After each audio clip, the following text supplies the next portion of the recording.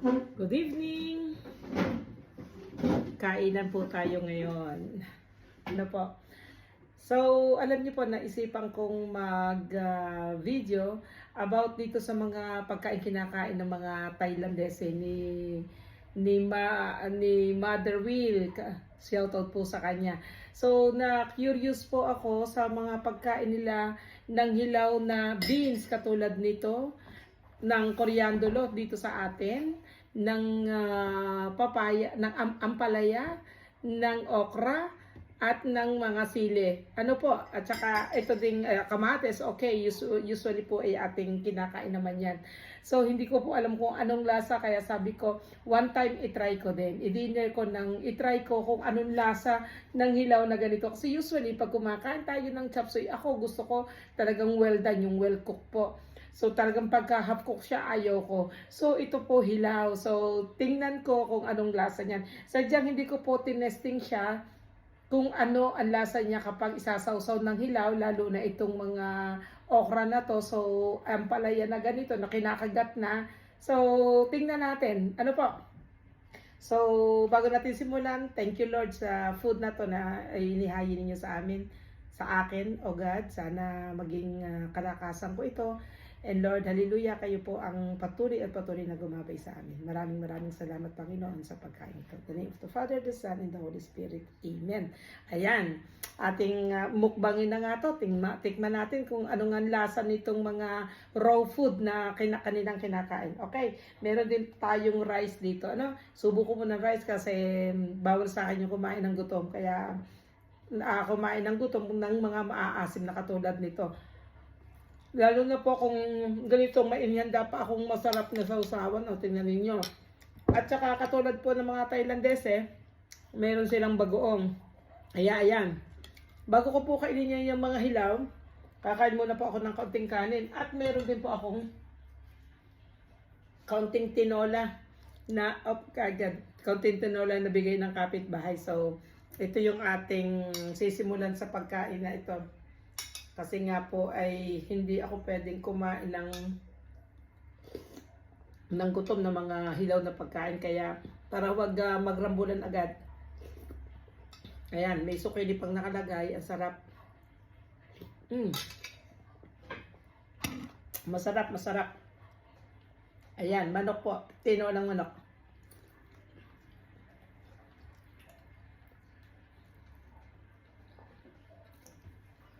Ang harap ng kanilang pagkain.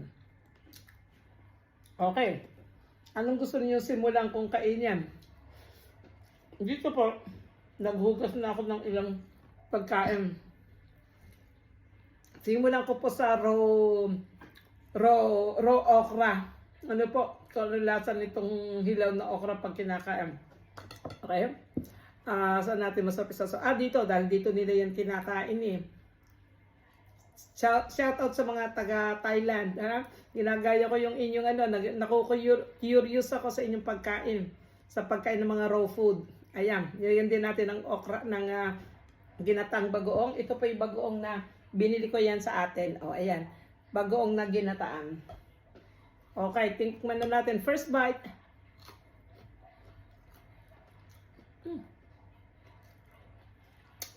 No, non chimale. Bueno. Nga naman. Parang nalalasahan ninyo talaga yung tunay na lasa ng okra. Hindi katulad pagka nilalaga. Masarap. Ayos, masarap po siya. Pwede. Pwede po siyang gawin kainan. Kaya palang kumakain sila ng ganyan. Isa pa. Kasi hindi, honest po, talagang masarap pala yung hilaw na okra na talagang first time ko po na kumain itong ganitong hilaw na okra. Masarap at malutong. Pwede po, pwede. Kaya pala sila nawiwili. Masarap po. Ang sarap natin kainin ay itong beans. Nakita ko kinakain nila.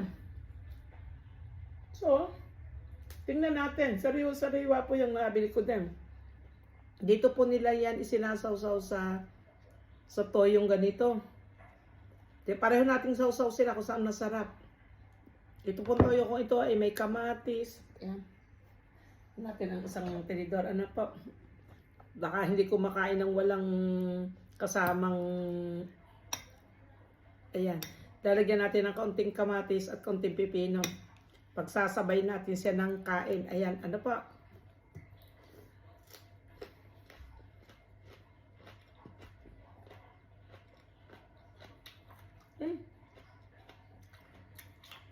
Okay.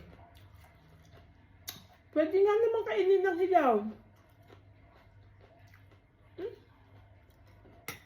Honest po, ngayon lang ako nakapangain ng sitaw na hilaw. So kanina ko nakikita na kumakain sila ng sitaw na hilaw sa Thailand, Bangkok. Doon sa mga nagbablog. Pero honest po, masarap. Isa pa ha.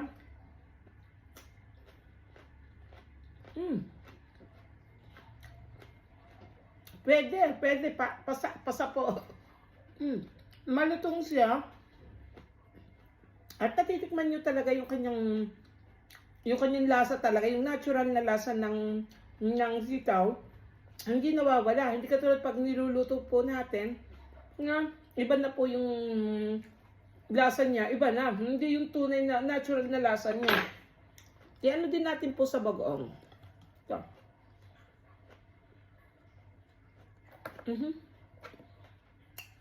Tikman din natin sa bagoong.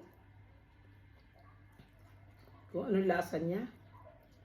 Kung pwede talaga. Para minsan subukan nyo rin. Yan. Bono din. Bono din po sa ampalaya. Sa totoo lang. Pwede. Pwede natin yung gawin. Masarap eh. Ano pa?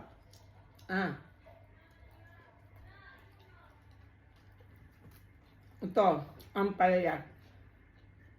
Anyway, ang ampalaya naman, nawawala ang kutsilyo ko. Usually natin kinakain na to, pero ginagayat natin. Nakukuliris ako sa kanila na kinakagat na lang nila dito. Gayanin din natin sila. Hindi naalisin yung buto. At isasawsaw din natin dito. Tingnan natin, ako pa'y duwag sa mapait, pero para sa inyo ay itatry natin. Duwag po ako sa mapait, sa totoo lang. Hindi katulad ng mga taga-Thailand na gusto nila yung mapapait.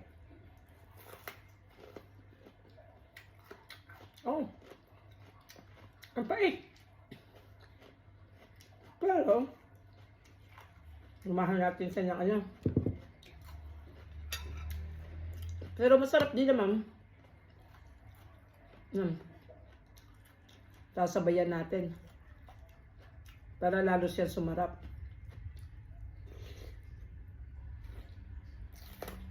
Kung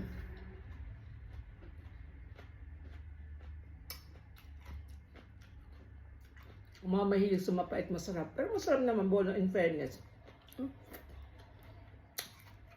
Masarap kasi nitong sausawan ko. May pipino, may kamatis, at sibuyas.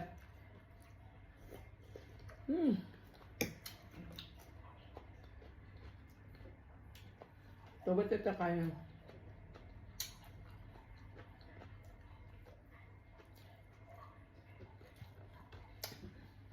Meron po silang isang pagkain na hindi ko kayang kainin yung siling maanghang. Nasa kanila baliwala lang, kaya ito po siling ito ang tinry ko. I think ito naman po pwede din. So ulit natin.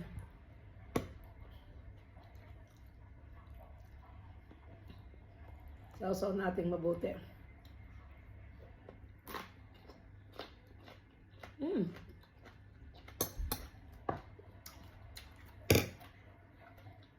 Sarap.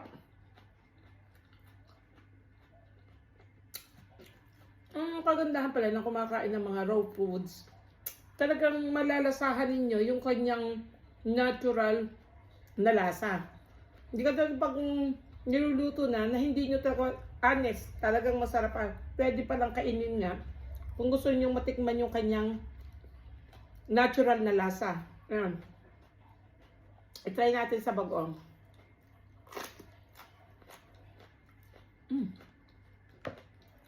Bono. No. Hindi ko po in-expect na ganun. Kasi mahilig po ako sa gulay, pero talagang luto. Nakaka-curious lang po ako sa mga taga Thailand. At dahil lagi sila kumakain ng hilaw. Nung lasa nung, so sabi ko, gusto ko i-testing ng first time sa harap ninyo. Parang talaga yung aking sasabihin, yun ang actual na lasa. Lalo na to sibuyas na, excuse me, na kumakagat nila, i-try natin din. Ngayon lang ako makakagat ng sibuyas kasi ito niluluto natin. So try natin kung anong lasa nito dahil kung kagatin nila parang hindi, sasawsaw muna natin. Di yung katulad din siguro na nakalagay dito, kaya ganun din pala. Si. Kasi itong aking sausawan na ito may sibuyas.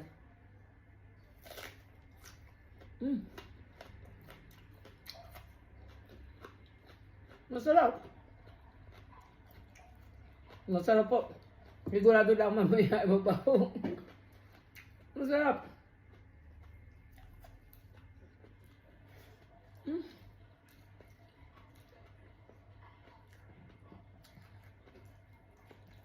Hindi ko po akalain na ganyan kasarap. Ito pa. Tundahon na to. Na kinakain din nila. Ito po ay coriander dito sa atin. Habang sa atin, kinakain din ito. Nilalagay ito sa mga ginayat na kamatis. Di po ba? Ayan. Kainin din natin. Ang kinamay na natin. Ayan.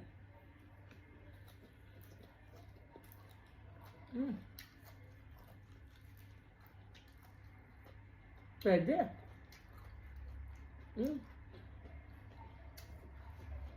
Lasang-lasa niyo yung natural na lasa niya talaga. Honest. Sarap. Meron din tayo ditong pipino na hindi ko binalatan. Meron din naman binalatan. Kasi yung binalatan tira ko lamang po yun sa ginayat ko dito. Pero feel ko po yung kasi ako noon, talaga ito kinakain ko na ito dati. So, kaso nga lang ginagayat natin. Ito ngayon, sasawsaw natin dito. Sasabayan natin dito para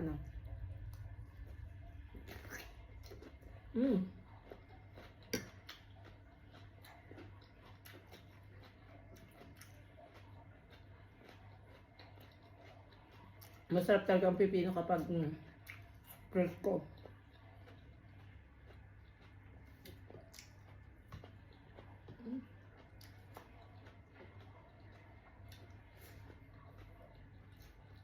Masarap siya pag presko talaga. Ang pag-ano din presko sa pagkain.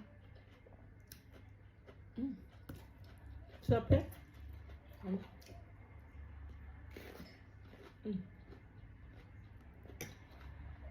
Sarap.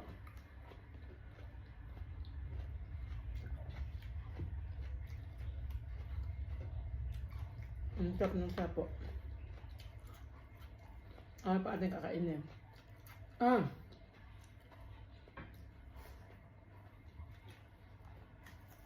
Tingnan po naman kamatis nito. Pagkalaki-laki. Ito po yung ginagamit talaga na kinakain Ayun. Ayun po tayo dito. Gayatan. Gusto ko siyang gayatin. At, ayan. Gayat natin. Tapos kakainin natin, kakagatin natin ito. Para mapatakam kayo dyan. Parang sarap-sarap ng kamatis na to. Ayan.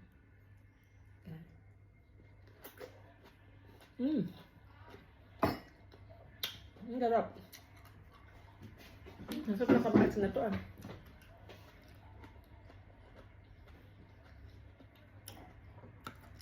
Dahil talagang kapag fresh ang mga fruit, ang mga gulay, huwag na yung kamatis ang ilagay kamatis. Lagay natin yung citrioli. Ayan. Citrioli. Ilagay natin. Kasi kamatis na yung nakagat natin. O, kagatin ulit natin.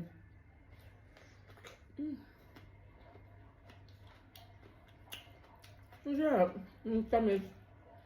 Hindi ako magkakaalam.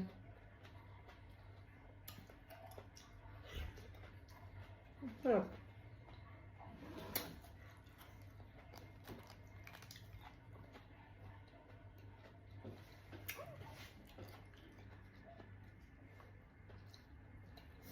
Nagtag ng konti. Ito. Inumin natin. Buko. Hindi ako nakapangain sa Pilipinas nito. Dito pa nakakapangain. Ayan. May sabaw.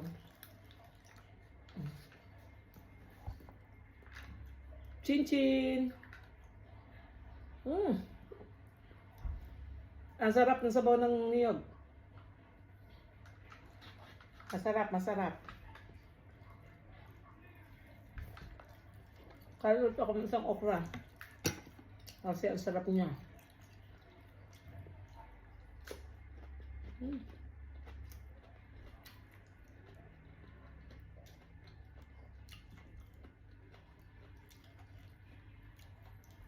With bagoong.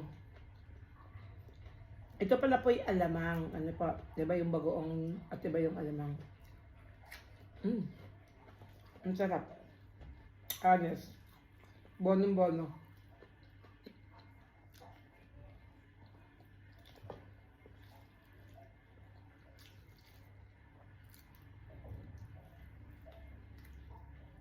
Kaya pala sila nawiwili ko man ng ganito. Kasi talagang masarap naman po. So, i-try nyo rin. I-try nyo rin po dahil talagang masarap. Ano pa? So, thank you for watching. At maraming salamat sa inyong panonood. At sana tikman nyo rin para malaman ninyo kung ano talagang lasa ng mga vegetable kapag masarap pagka fresh nyo kakainin. Ayan, no, meron pa tayong manggang kakainin. Meron pa tayong dolce na ganito. Pero mahaba ng time natin. So, yun ang mga raw vegetable naman po yung mahalaga. Saka na natin imukbang yung mga maaasim na yan. Okay, thank you for watching. Bye-bye!